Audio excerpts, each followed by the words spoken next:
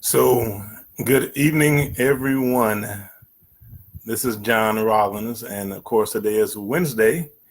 And so, that means that it's time for our Strive session.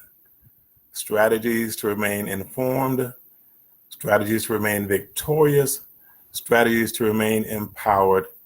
And I just wanted to let you all know that I'm actually enjoying this time that we have together.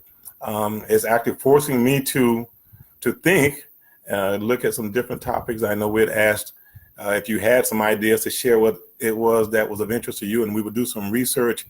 Okay, and we are getting some input from different people, letting us know how they feel that these sessions are going, and so I appreciate it.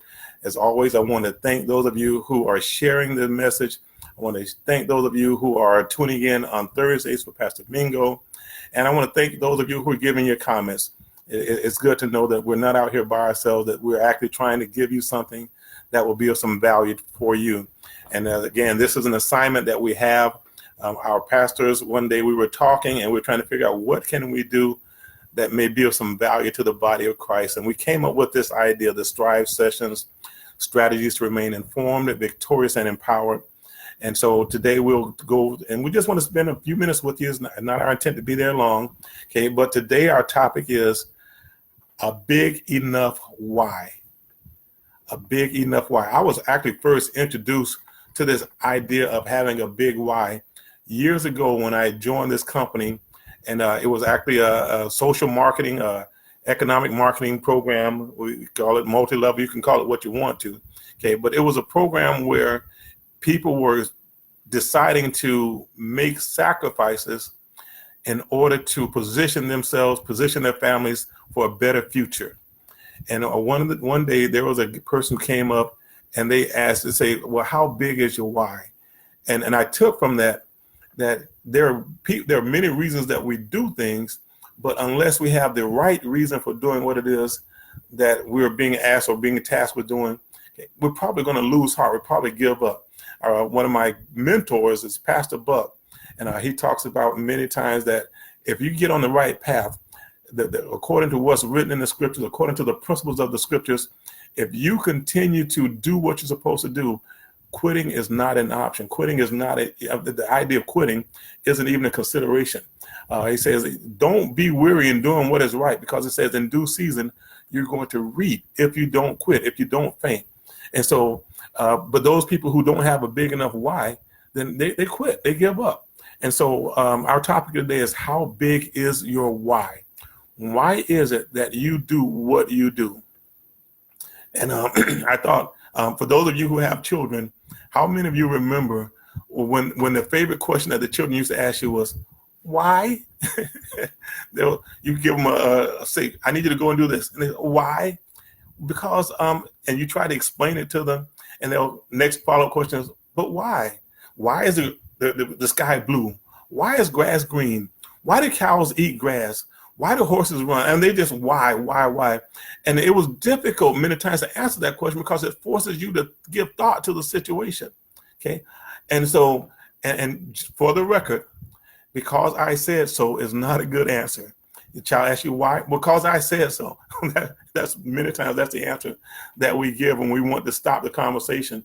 Okay, but the why, the question is why? How big is your why? As a consultant, one of the things that I learned early in my career was that if you ask the right question, then you can get the right answer. Okay, many times it's that process of going through and questioning why we're doing what we're doing. Why are things done that way? And so that will allow us, actually will guide us to a place where we can find out the real reason behind what's taking place.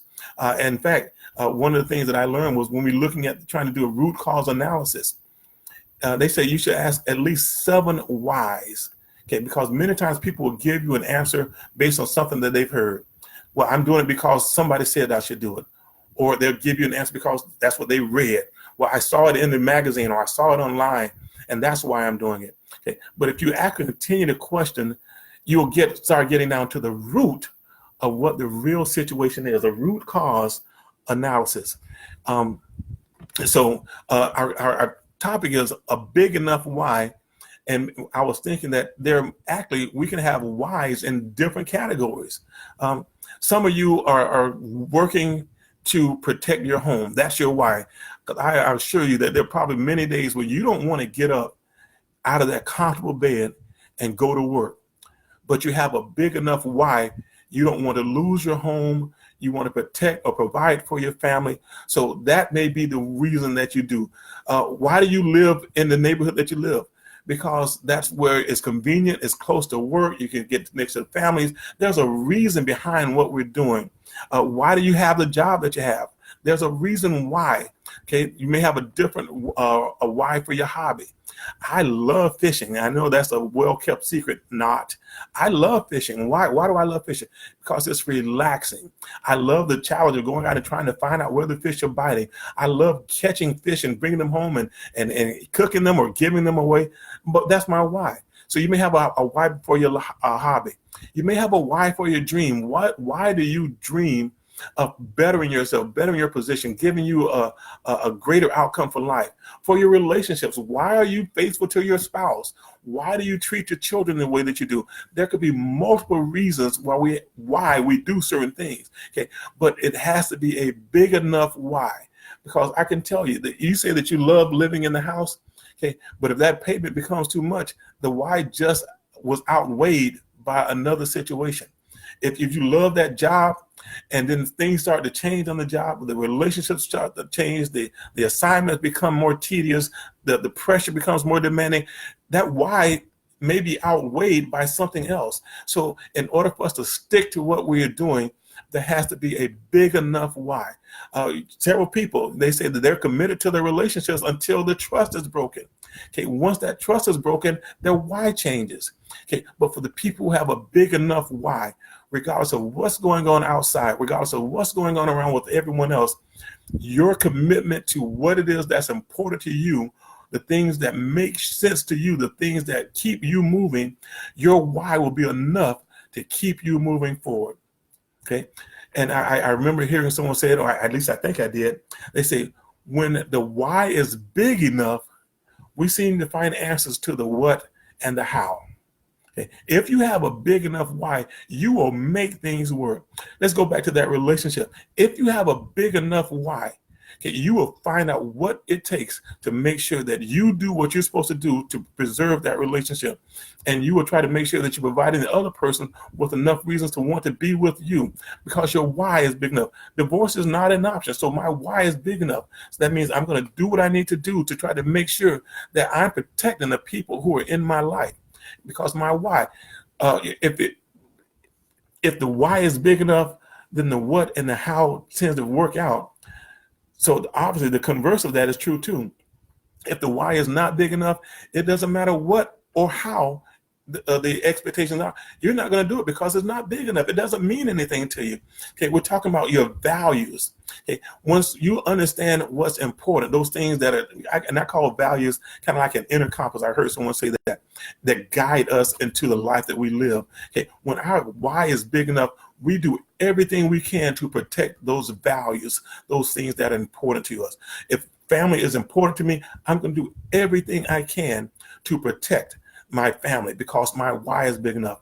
If security is big enough to me, yes, I'll get up in the morning and I'll go and go to the job that I don't really like. Okay? But my why is big enough. I want security. I want to provide and protect those who are in my household. So once your why is big enough, you will figure out the what and the how. Okay, so John, what does this have to do with the body of Christ? Okay, why are you living the life that you're living? What is the reason that you're doing it?